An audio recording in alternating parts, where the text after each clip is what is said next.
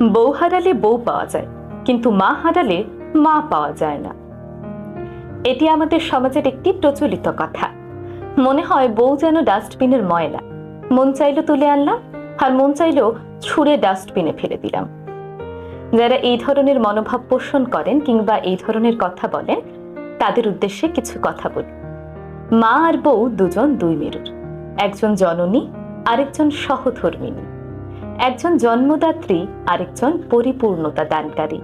তাই মা আর স্ত্রীর মাঝে তুলনা করা মূর্খতা ছাড়া আর কিছুই না। আপনার মা যেমন আপনাকে ছাড়া অসহায়, তেমনি আপনার সন্তানও কিন্তু তার মাকে ছাড়া অসহায়। খেতে বসলে আপনার মা বড় মাছের পিসটা নিজে না খেয়ে আপনার পাতে তুলে দেয়। লক্ষ্য করলে দেখবেন আপনার স্ত্রীও কিন্তু একই কাজ করেন।